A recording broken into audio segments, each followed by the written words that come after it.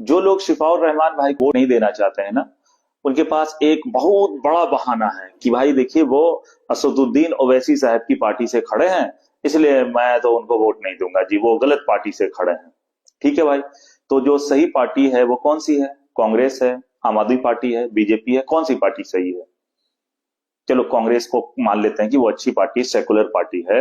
तो क्या कांग्रेस अरीबा खान का नाम काट करके शिफाबाई को टिकट दे रही थी और शिफाबाई ने इनकार कर दिया कि नहीं जी मैं आपका टिकट पे नहीं लड़ूंगा? क्या आम आदमी पार्टी ने अपने सिटिंग विधायक अमातुल्ला खान का नाम काट के शिफाउर रहमान को टिकट दे रही थी? तो क्या अब उनको बीजेपी से इलेक्शन लड़ लेना चाहिए था? भाई असदुद्दीन ओवैसी साहब की पार्टी से अगर वो नहीं लड़ रहे होते तो आपके लीडर को आज दुनिया की तमाम मीडिया कवर कर रही है, क्या कर रही होती? आप देख रहे हैं कि जितनी भी लीडिंग मेन स्ट्रीम मीडिया है वो लाइव चला रहे हैं, लाइव दिखा रहे हैं। किसका फायदा हो रहा है? आपके लीडर का।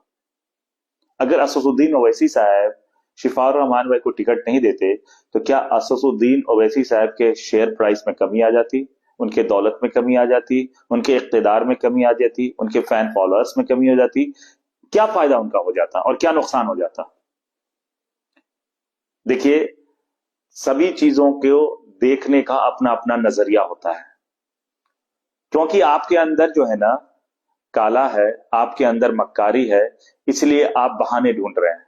जो लोग पॉजिटिव हैं, जो ये देख रहे हैं कि ये चुनाव डीलर बनाम लीडर का है, वो अपने लीडर को किसी बहाने की वजह से रोक नहीं रहे हैं, वो वोट देने की बात कर रहे हैं, साथ देने की बात कर रहे हैं, और साथ निकल निकल रहे हैं और उनके पीछे खड़े हो रहे हैं।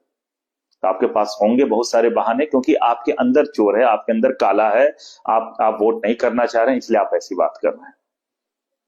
आपको मैं कुछ फायदे गिना देता हूं। आप लोगों को प्रोपेगेंडा के जरिए पता नहीं क्या क्या कह रहे हैं, बीजेपी का एजेंट है ये, अब वो, फलाना ढिमाका। मैं पॉजिटिव बात बता देता हूं आपको। देखिए, असदुद्दीन ओवैसी से कोई भी अगर इलेक्शन लड़ता है, खासतौर पे मुसलमान, तो देखिए उसका सबसे बड़ा फायदा उस कैंडिडेट को होता है कि वो शिर्क से बच जाता है। आप इलेक्शन का इतिहास निकाल के देख लीजिए, अलग अलग पार्टी जिसको आप लोग सेकुलर पार्टीज कहते हैं, उन पार्टीज से जब मुसलमान खड़ा होता है तो देखिएगा वो हिंदू पॉकेट में हिंदू वोटर्स को रिझाने के लिए उनके मंदिरों तक जाते हैं, तमाम हदों को पार कर देते हैं, मंदिरों में जाके मूर्तियों के सामने नतमस्तक भी हो जाते हैं, कीर्तन करने लग जाते हैं, पूजा करने लग जाते हैं। और आप सोशल मीडिया का जमाना है, आपने वीडियोस देखे होंगे, तस्वीरें देखी होंगी। तो असदुद्दीन ओवैसी के बैनर तले चुनाव लड़ने का सबसे बड़ा फायदा मैं समझता हूं जो मुसलमानों को मिलता है वो ये कि वो शिर्क करने से बच जाता है। क्योंकि आप दुनिया में आप एमएलए बन जाए, एमपी बन जाए, आप करोड़ों की दौलत कमा ले, अगर आपने शिर्क कर लिया तो आप सब बेकार कर लिया, आपने आपने दुनिया और आखिरत दोनों को तबाह कर लिया। अगर आप शिर्क से नहीं बच पा रहे हैं, कुफ्र से नहीं बच पा रहे हैं, तो क्या फायदा आपके एमएलए बनने का और आपको चुनाव लड़ने का? तो जो सबसे बड़ा फायदा है असदुद्दीन ओवैसी से चुनाव लड़ने का कि आप शिर्क और कुफ्र करने से बचते हैं। दूसरा फायदा बता रहा हूं, आप मुनाफिक बनने से भी बचते हैं। आप अपने एमएलए को क्या सिर्फ सड़कों और नालियों के लिए चुनते हैं, या आप अपने समाजी और सियासी मसाइल को असेंबली में उठाने के लिए चुनते हैं? ईमानदारी से बताइएगा। सड़कें तो डीडीए भी बना देंगे, पीडब्ल्यूडी बना देगी, एनडीएमसी एमसीडी बनाती है, एनएचएआई बनाती है, फंड भी सरकार का होता है। फिर आप इंतखाबात में अपने एमएलए क्यों चुनते हैं? ताकि आपकी आवाज वो असेंबली में उठाएंगे। कौन सी आवाज? सियासी और समाजी मसाइल वाली आवाज। जैसे ट्रिपल तलाक का मामला आया, जैसे सीएनआरसी का मामला आया, जैसे अभी वक्फ बिल का मामला आया है, जैसे कॉमन सिविल कोड का मामला आया। ये ज्यादा बड़े मसाइल है, क्योंकि सड़कें टूटेंगी, बनेंगी, हर 3 साल में सड़कें बनती है, टूटती हैं। आप कालका जी आपके पड़ोस में जाके पता कर लीजिए, एक साल, पिछले 5 साल में 3 बार सड़कें वहां बनी है। लेकिन जो आपके जो असल मसले है उसके लिए कौन बोलेगा?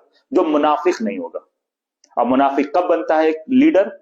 जैसे वो एक सेकुलर पार्टी से चुन के जाता है, वो उस पार्टी का डीलर बन जाता है, वो मुनाफिक बन जाता है, वो हक बोलना सबसे पहले बंद कर देता है।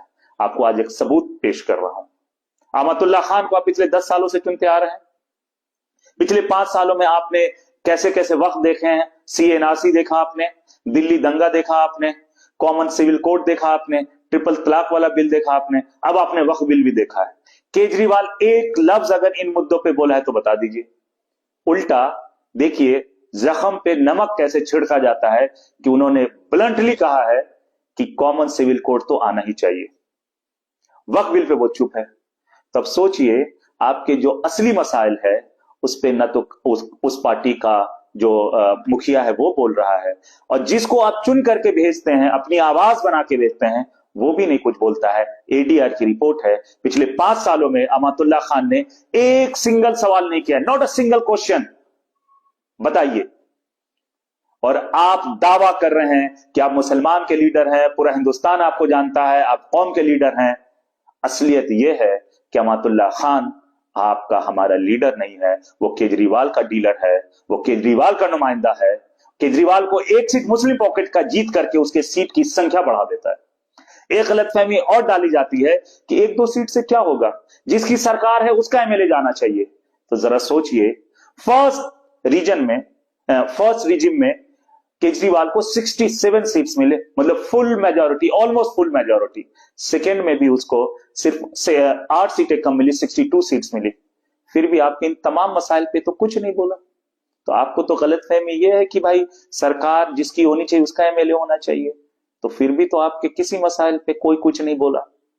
इसका मतलब यह है कि प्रोपेगेंडा के जरिए, गलत इंफॉर्मेशन के जरिए आपके वोट को पोलराइज करके, बीजेपी की बी टीम बोल के, सी टीम बोल करके, आपको भटका करके आपके लीडर को पैदा करने नहीं दिया जाता है कि जो आपकी आवाज बन सकता था।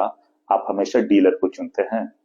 और मुसलमानों की बदहाली का, मुसलमानों के सियासी और समाजी मसलों पे चुप्पी साधने की जो सबसे बड़ी वजह है पार्टियों की, कि आप कभी लीडर नहीं हाउस में भेजते हैं, आप डीलर भेज देते हैं। तो असदुद्दीन ओवैसी की पार्टी से अगर शिफा भाई इलेक्शन लड़ रहे हैं तो ये उनका बिल्कुल बेहतरीन फैसला है मेरे नजरिए से, अगर आप देखेंगे तो। क्यों? क्योंकि वो शिर्क नहीं कर पाएंगे, कुफ्र नहीं करेंगे, हक बोलेंगे, मुनाफकत नहीं करेंगे, क्योंकि उनको ये डर नहीं होगा कि पार्टी उन्हें निकाल देगी, पार्टी उन्हें किक ऑफ कर देगी। वो खुल करके बोलेंगे। और आज अगर आप इतिहास खंगाल के देख लें तो आपके तमाम इन मुद्दों पे मुखर होकर के, लीडर होकर अगर कोई बोलता है तो असदुद्दीन ओवैसी ही बोलता है।